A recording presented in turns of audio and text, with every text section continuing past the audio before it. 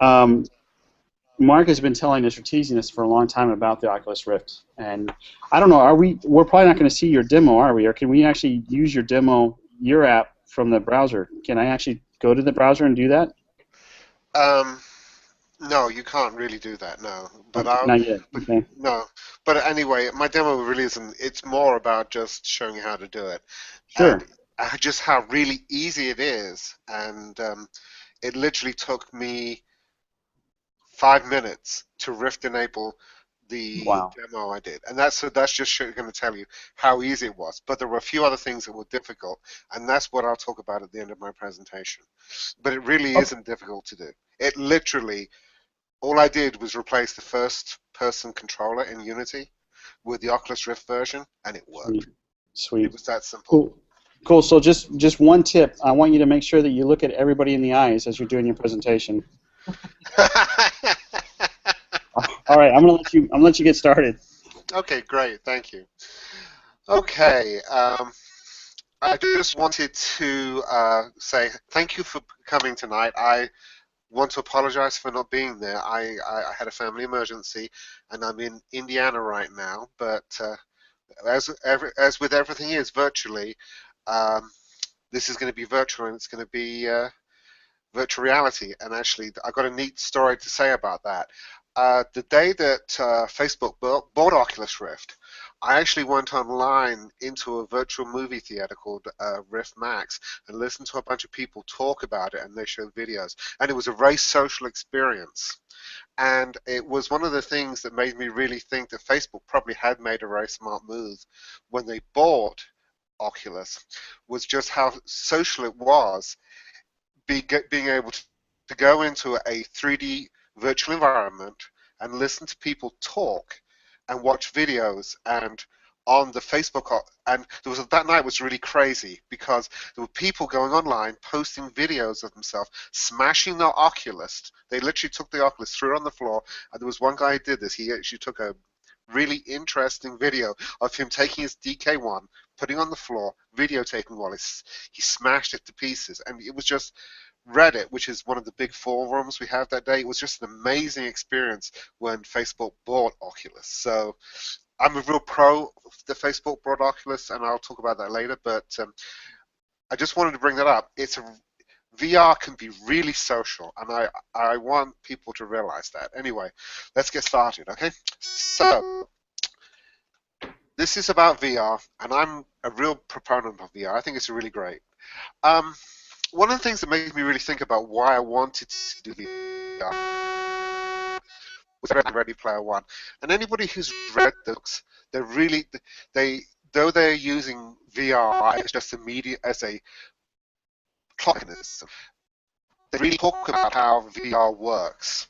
And I actually the Oculus Rift is not my first VR headset. I bought one in the mid '90s, and that was about one of the most disappointing experiences I've had. But this DK1 has been a tremendously experience. It really is a great experience.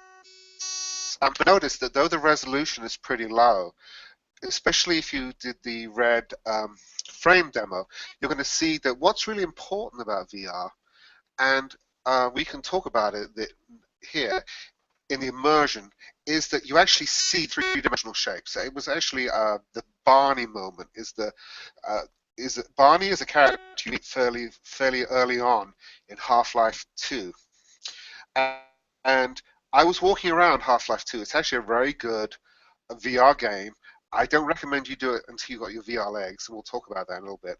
But I looked at this mesh that wasn't Barney, and it didn't matter. All of the little dots just merged into a three-dimensional shape. And when I actually took the demo that I had worked on the global gaming weekend, and I put it into a virtual environment, one of the things that was most interesting about it was all of a sudden being inside something I created. It was really weird. I was looking up at palm tree going up and down hills, and it was just very strange because when we've done this before, you see a little, and it's like watching a little movie. But when you're involved in VR, it's about immersion, it really is, and perception. So when you're it, it's not just like watching a movie theater, because it really is an all-encompassing experience. And a lot about that is fooling the lizard brain. And that is the brain that's beneath your subconscious. So your conscious mind knows that you are in a virtual world. But because your lizard brain is looking around, and as it moves its head, it sees these objects, and it controls your head movement, and it controls your eye movement. It really fools the lower part of your brain. And that's one of the reasons why you actually hear about motion sickness with VR, is because your brain is looking around you, seeing things, and it's interacting with the display in a way that you don't do with a traditional movie theater. And that really works, and it gives you a whole new level of experience. And Half-Life 2 is actually, even though it's an old game, it really steps up the experience. And actually, it was a really funny experience with, if you talk about Ready Player One, I actually played Duke Nukem 3D on Oculus. It's an old game from the mid-90s, and everything was in 2D. But because I could actually get into that environment and walk around the rooms, it took a game that was nearly 20 years old now, and actually is 20 years old, and actually gave it full fresh breath, because as I went in, I walk around the rooms and see the rooms themselves, even though the characters were in 2D, and you would actually walk around, you can see they were flat characters. The actual rooms themselves were in 3D, and it gave a whole new dimension, literally. That's a pun, really. Anyway, so why now? A guy called Lucky Palmer, Palmer Lucky, who about 2 years ago was a big fan of virtual reality, and he literally in his garage built a DK1 prototype, and it was a 7-inch 720p LCD monitor with some fancy optics and head tracking, and he showed it around, and he became a Kickstarter success overnight. I think he was one of the first people to actually get like $2 million on Kickstarter just for the head-mounted displays. And what he realized was, because phones have been using these high-resolution, cheap LCD displays, that these would be perfect for VR. And though that you can see that the one you see on the DK1 is only about 720p, and we'll talk about it in a minute, so the resolution is actually much more like an SD display, it worked really, really well. So the other thing that was in the phone technology, was the ability with the accelerometers, which was another thing which would actually give you head tracking. And that head tracking is incredibly important. So you have basically reasonable displays with head tracking. And also we have now, with some of these latest generation 3D graphics cards, we can actually display very, very a high resolution, a high mesh polygon count display very quickly. And it's very important with VR, because VR is very, very expensive on computational graphics. So let's discuss, how did Palmer Luckey make this work? How did he give such a huge experience for us? And one of the things it was his field of view. There are a couple of things that are really important in VR. And one of the most important things is field of view. And field of view basically means what degree your eyes are at. So what degree? If you were to take your hands to your side and put them at 90 degrees, which is about 45 degrees, you'll see them in your edge view. But that's important, because when you're looking at a TV display, because you don't see that in the side, there's a certain loss of immersion, and so that's very important. And he did this with in a very clever way. What he did was he used some very inexpensive optics, and then he to put in the to basically display the image into your eyes. You'll see those. There are two big lenses in the front of the Oculus. You can see them right here, where you see. And basically, what they do is they form a what they call is a barrel distortion. And what the barrel distortion does, and it works really well, is at the center of the eye, you've got a lot of rods. Those are the things that pick up the light. But if at the edge of your eye, you have very few of those. So as your hand moves over to the out of your field of view, the number of rods decreases quite significantly. And what's really nice about the barrel distortion field is that matches really closely with the number of rods in your eye. So it's really, really, really a good match to the eye. And it also can take what is a very slow field of view and turn it into a 90-degree field of view. And that's an important thing on for giving you the image. Another thing that's really important, and the other key field to VR is head tracking. And we'll talk about it. The DK1 just has regular head tracking, which means as you turn your head, and basically in the 3 degrees, the yaw, the pitch, and the roll, which that picture shows you, you can see you're basically, as you move your head, the image will move with you. And that's actually very important that the latency be relatively low. I've heard people say they really want 90 frames so you don't lose perception. But 60 seems to work pretty well. And currently with the DK1, what you can do is as you turn your head, look sideways, and you roll your head, the image will move with you. But where that falls apart is in something called positional tracking, and we'll talk about that later.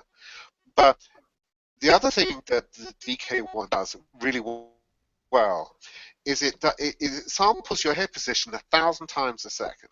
So that gives, and it also is really good at, the software is really smart because it will actually look at the information you're getting from your head, and it will actually look ahead. So it actually looks as you turn your head, it knows you're accelerating your head to the left or to the right, and it will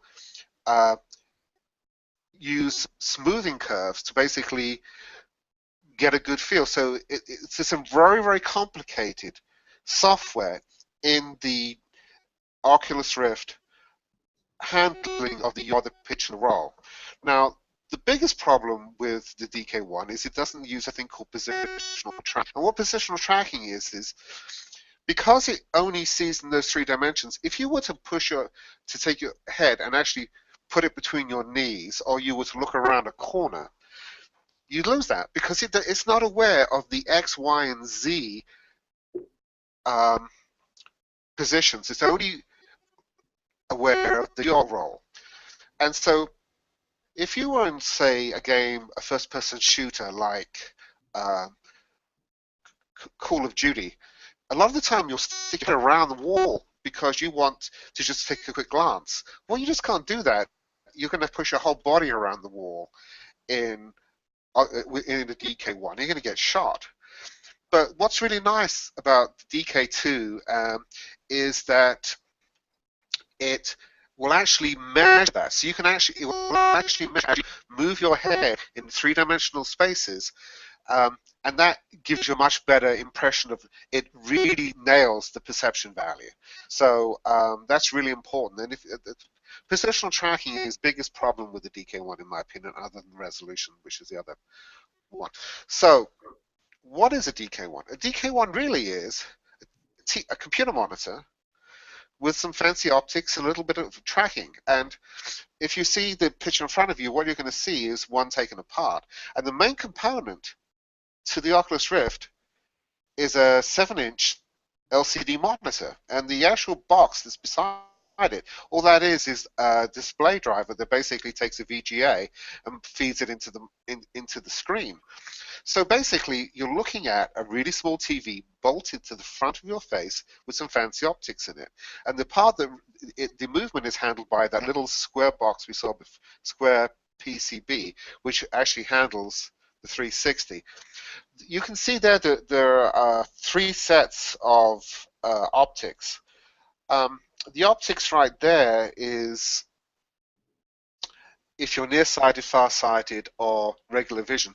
And those are changeable because though you can wear glasses with the Oculus, they don't work particularly well. They kind of get in the way. But so the Oculus actually gives you three sets of optics based upon what your eyesight is like. So when you're installing an Oculus, when you hook it up to a PC, it's actually very, very simple. All you do is you plug it into a DVI or an HDMI from the video cable, and you plug in the USB for the head tracking, and you plug in the power supply. It's that simple. That's all you need to do for the DK1. It's a little bit more complicated for the DK2 because it has a camera for positional tracking, but it's really, really simple to hook up an Oculus. The most important thing on the Oculus, though, is to configure it, because you will get a headache real fast if you don't configure your Oculus correctly. One of the things you have to realize is because looking at the display, that display is going to be positioned based upon where your eyes are. Well, different people have a different head size. Now, my what they call IPD, which is the distance between the pupils of my eyes, is 68 millimeters, while the average is 60. So if you hadn't configured it correctly, you get a headache really fast because the graphics would be off. So the first thing you do when you get your DK1 is make sure that you configure your IPD. And actually, one of the biggest problems with the Oculus is the lenses are fixed in position, because if they were perfect, you could actually move them sideways like a pair of glasses, so that the lenses would be at the center. They're fixed, and that's one of the biggest problems with the Rift, is that those lenses are a fixed place. But so the first thing you do when you go in is you get your height, so that when you look around, it's going to give you the sense of your height is in the real world, and that IPD, and everything else really isn't important.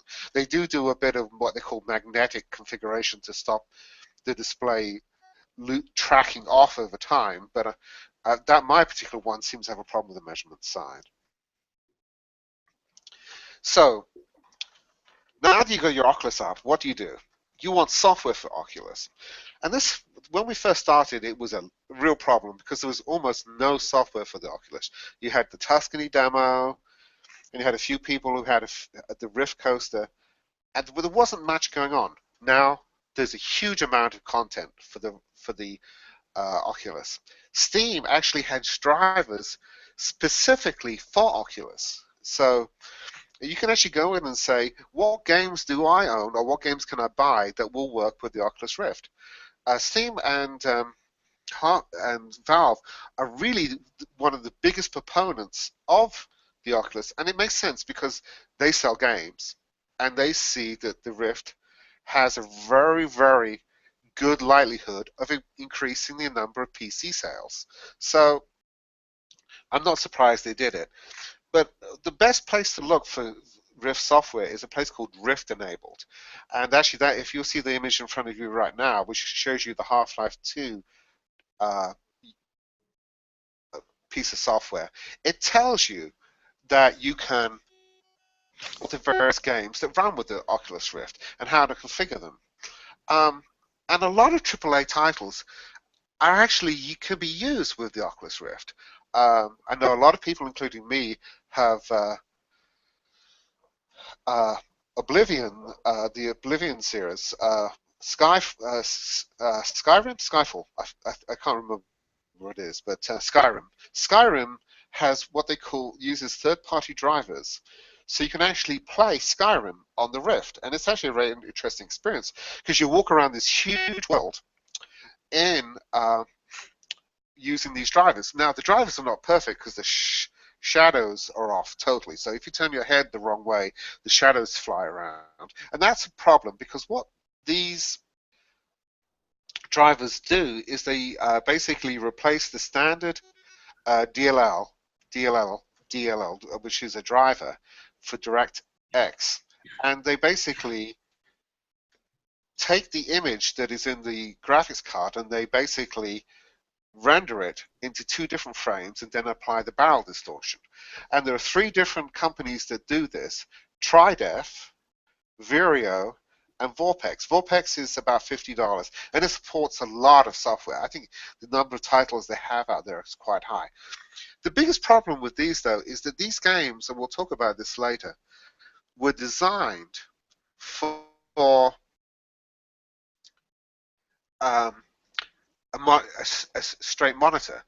And with a low resolution display like the Oculus, it's quite often the UI components will actually be out of the field of view, because if they're up on the right hand corner, you're not going to see it. And most user interface components in games tend to be off to the sides, so because you don't want them interfering with them. So there are quite a few problems playing these AAA titles because the user interfaces don't work well, or the ability to render graphics doesn't work well. Skyrim's actually pretty good because a lot of the interactions are in the middle, and that's fairly important. So I think a few of you already had a chance to play some of them, some of the best starter games, and that is there's a really neat game that's actually up on Kickstarter right now. It just finished on the Kickstarter called Technolust, and it's a really fun technical demo that's out there right now, which has a good cyberpunk feel to it. There's got a lot of good interaction with the 3D space. You'll walk around a 3D environment. You can look out a window and you'll see a very Blade Runner type, and it's really, really neat. And I think if some of you saw this, the other demo that I showed quite a bit of was called Red Frame.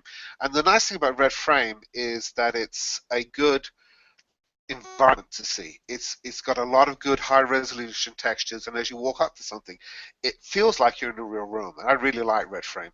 Titans of Space is a really fun astronomy simulation. It was one of the first ones, and it was the go-to initial one, and it gives you a good feeling of size and space. Rift Max is actually probably my favorite, one of my favorite things to do on the Rift. And Rift Max is actually an IMAX that is using the Rift.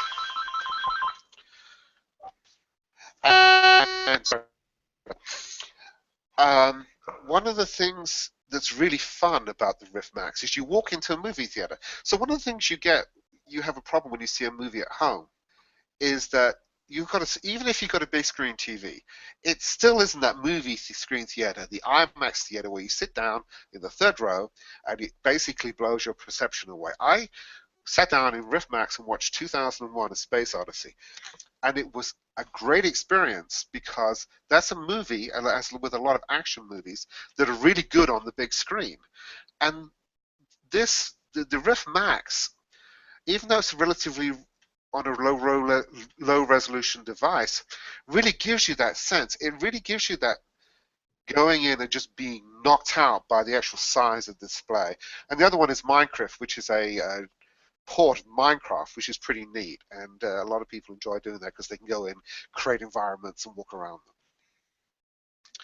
So we're game developers, and we want to develop games. And there are four things that people are using right now to develop games. The first one is Unity 3D, and 95% of Oculus games being developed right now are using Unity because it is simple. When I converted Mirage, which is a game I did with 3 other people on the Global Game Jam weekend. It took me approximately 3 minutes to port the game to the Oculus Rift. It was that simple. And it was very, very, very simple. So people are using Unity 3D the most to do it. And also Unity 3D gives you a 4-month free trial with the DK1. So they gave you a long enough trial to deal with it. It worked very well. Biggest problem with the Unity 3D is you do need the Pro version because it uses custom shaders. We'll talk about that later. Unreal Engine, you don't see quite so many people using Unreal Engine because it has a much higher learning curve associated with it than Unity does. But there's been a lot of talk now that Unreal Engine 4 is out, and there's a really nice demo out right now, which is of the Voyager Enterprise, and it looks really nice. The rendering capabilities of Unreal are better than that of Unity, so a lot of people are starting to talk about looking at that. The next one is if I'm a HTML5 guy, so I really like using JavaScript, and you can actually do Oculus Rift development using a web browser, and to do that they use WebGL, and they use a library called 3JS. And there's a very, very nice, and actually I've been playing around with it a lot myself, Google Street View viewer that uses that. It's written in JavaScript that works really nicely and lets you walk around Street View environments. And it's actually, other than Rift Max and Half-Life, it's my other favorite thing to do in Oculus. So you can do it in JavaScript, and you can use a web browser. There is also a web browser called Janus 3D that actually allows you to walk around a web environment, but I've only just found out about that in the last few days. And then there is a native C++ SDK, but it's just as C++ is very hard. It's using DirectX, so I know of almost nobody who's actually used native C++ with the SDK. So, what is the most important thing when you want to use an Oculus? And the most important thing is good hardware. One of the biggest things that hurts the Oculus is what they call motion sickness, because if you start running around a lot in a game and you have a lot of lag, you're going to get motion sickness. About 20% of people never get over their motion sickness, and there's 20% of people who never experience motion sickness. But the rest of us, the other 60%, basically when they first start using the Oculus, will get some level of motion sickness. And one of the reasons why I tried to use the two demos I did tonight with RedFrame and Technolust is there's not a lot of running around in those games. So unlike Half-Life 2, if you spend 30 minutes in Half-Life 2, when you first start out, you're going to get motion sickness unless you have really good hardware. And what tends to increase motion sickness is what they call lag. And lag is you render the frame and how long it is from when you move your head to when you actually the display moves. The Oculus does have some software guessing, but you will see that. Now, the better that your hardware performance is, so you're going to need 60 frames per second to make a good experience for the Oculus. And the minimum you're going to really require to do that is something like a GTX 750 Ti, 760, something about that, and you're going to need a Core 5i, because it is a very computationally expensive environment. The PS4 and the Xbox One both talked about doing it, but I don't know if the Xbox One has the hardware capability to do a relatively complicated game in, well, anyway. So, games tend to come in two flavors, first person and third person. VR is naturally a first person environment. You're basically in the environment, so you're a first person. And it works very well with first person shooters. Head movement is, and it works really, really well. Third person are it takes you out of the environment. If you look on your right, you'll see an image where you actually see they've actually rendered in in the environment. You actually put it down in that third person environment. Because they know that being in a third person view takes you out of the experience. Okay, the other thing that's really important about virtual reality is input. And the worst thing you can possibly do is use the keyboard. And that is because when we're typing away with our hands on the keyboard, one of the things that is most important is we actually glance down at our hands to track where they are so that they're over the correct keys. And that's one of the reasons why if you use a keyboard, it just doesn't work. The few people can get used to it. I've never got too used to it. But a standard Xbox 360 game controller um, works really well because the buttons, you know where they are. You know you've got a good feel for where it is based upon the feel of the controller in your hands. There are some special um,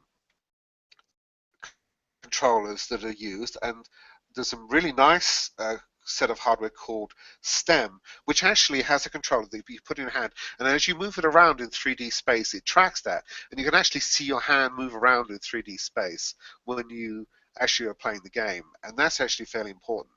The other one that a lot of people have talked about using is the Kinect, because you move your body,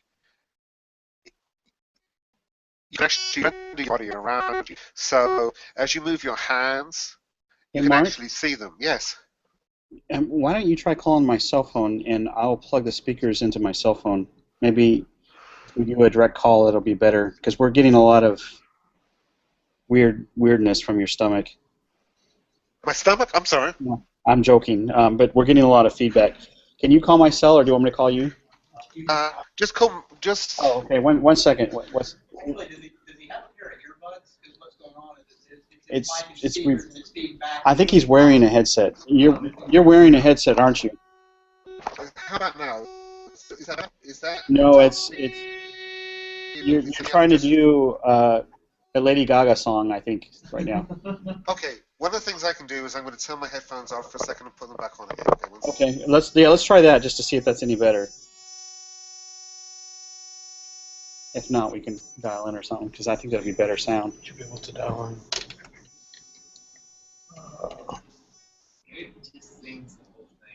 Oh, okay. You should be able to dial in there and Okay. contact him directly if you get your phone number. So, Yeah. one of the things that happens, I've seen this happen on podcasts before, is sometimes after a while, if you don't, you can if you turn your headset on and off, it'll actually help. Is that any better? Yeah. So yes, it is. We'll try that. Okay. Yeah. Sorry. I'm sorry about that. Yeah. That's I've seen that before. It's called silonging, and there's basically the longer you spend with one of these headsets on, after about an hour, it will actually go and make Actually, let me just call you, because it is. Oh, or just use the 868 number. How's that sound? okay, one second. I gotta bring it up. What is it? 868. Oops. One second. 812 868. 1 second. I just screwed up already.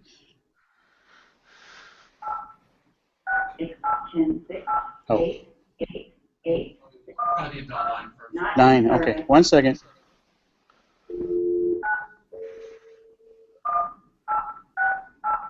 Eight 1 2. 868 Uh-huh. 0178. All right, man. Okay, say it to me one more time. 812 868 0178.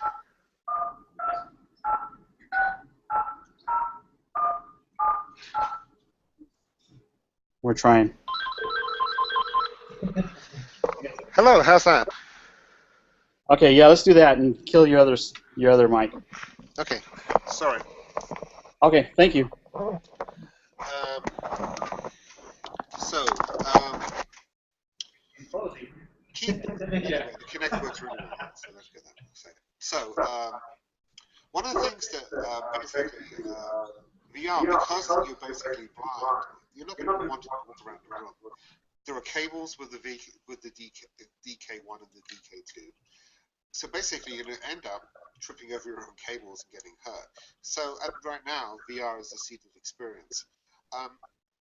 There are some universities which have two different VR environments that work relatively well. One is called the Holodeck, and this is from the US University of Southern California. And they basically put a DK1 or something, and they actually strap a laptop into a backpack on somebody's back, and they actually put move filters on top of them, and they actually create a rather interesting environment. The other thing is called a VR cave, and they actually project on a cube the sides and the top to give you an experience like you're actually in the room. It doesn't work quite so well because it doesn't give you a stereo view, but it does let you walk around, and it's quite a good one. So we talked before about first person, and first person seems to work very, very well. So if you have a game that basically uses a first person viewpoint, it works really well. You're going to have a hard time holding a game that is a third person or a 2D game. 2D games, basically what you do is just you're going to end up rendering a screen in front of you, and you're basically going to render a 2D display. I've seen this in a few demos. It's kind of, what's the point if you didn't have virtual reality? So let's talk about this. How easy is it to create a VR game in Unity? It's actually incredibly easy. If we bring this up, just bring up Unity right now. This is a Unity game right now that I created with 2 other people, and it uses a texture, and we'll start it up. It's going to this game is the hardware I'm using right now is basically not particularly good, but as you can see, it does render 2 frames, and you can it has the head tracking involvement in it, and that takes all of maybe 2 seconds, 5 seconds. What you normally have with a particular game is a first-person controller. So in this particular case, there's an Oculus Rift, an OVR player controller, which is right here, and that is a direct replacement for the first-person controller that comes with Unity. And actually, we put there's a character controller. The character controller that I'm using for this was the character controller that I actually used from the actual game. So we actually took the character controller that was did all the rendering in JavaScript actually, and I hooked it directly on without change into the Oculus Rift first player controller, replaced that, and it worked. It was that simple. The simplest thing in the world to do, and it works really, really well. The biggest concern is, and I don't know if you can see this, it went from 35 draw calls to about 1,200. That's a lot of draw calls. So what that tells you is, and you can see the frames per second on this particular, which we talked about before, which is a standard laptop running this on.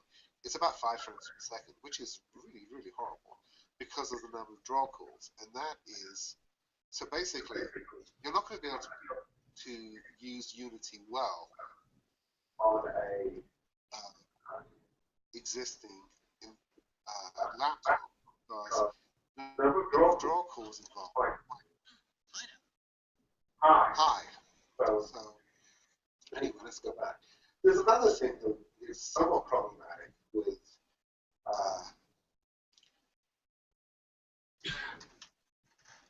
the Oculus Rift, that is the skyboxes that come with Unity just don't work.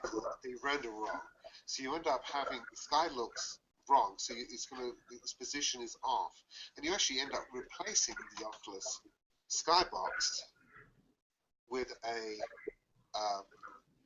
with one from the Tuscan implementation. If you go out to the Oculus Rift site, in their forum, they actually discuss this, and they actually put a traditional skybox, which is actually a box with frames on it. And this is what this is using. and that will take a little bit of time because you're going to have to actually go out and get that. The other thing that's really problematic, and this is always a problem with any VR game, is the UI, because the UI usually hard to the edge, and the UI actually is best if it's actually integrated into the environment around it. A lot of, for instance, Lunar Lander, which is actually basically renders a cockpit in front of you. So this is actually from Pathfinder 2, where they actually put a light or ammo can actually into the gun, and actually put it into the gun, so you can actually look down and see at the bottom of your gun what would normally be part of your on the side. Anyway, so as I said before, those are the two things. The other thing that's very important when you're doing with VR is because of parallax, scale is real. So if you have something that is 2,000 feet tall and everything is 2,000 feet tall in your game, it's going to throw everything off. So make sure that this happened to me. I was actually in Cityscape when I was walking around Cityscape, and I developed it without the Rift, but when I put it in the Rift, all of a sudden I realized these buildings were just too small. They were the size of a house rather than the size of a skyscraper, and it caused the whole environment to fall apart. Sorry.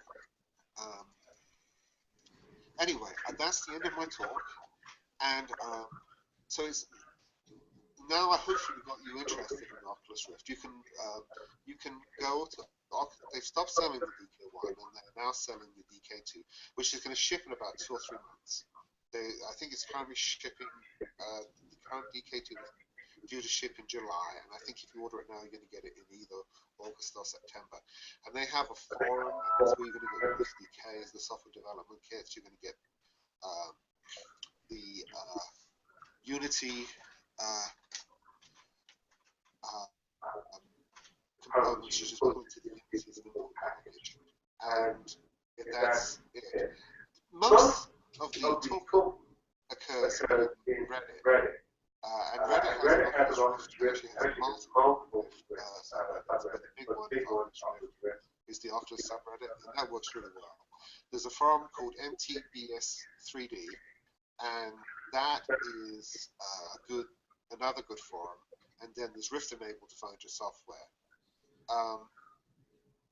I would hang out. I hang out a lot on the Reddit, and you can actually find that even Pamalaki, who actually developed the Rift, will actually post sometimes to these two forums, either Reddit or the MTBS 3D. Anyway, that's the end of my talk. I hope you enjoyed it. I'm open for questions if you have any. I'll put my headset back on so I can hear you. Okay. All right. Well, thank you, Mark. Any questions for him? Yeah. Mark, there's a hand up. Okay. So what is the question? I was just wondering, why do draw calls go up so much for Oculus? Oh, there's a really good reason for that, and that is, think about it. You go from rendering one view to 2 views, and then you have to put the barrel distortion on top of it. So you basically are you're rendering twice, and you're doing a very complicated shader, which is doing the barrel distortion on top of that. So that's why you get such a high number of draw calls. Anybody else? Yes. Do you have to use the pro version of Unity to do development for it? Yes. You can use a custom shader, I think. It uses the custom shader. So basically, I'm coming to see you.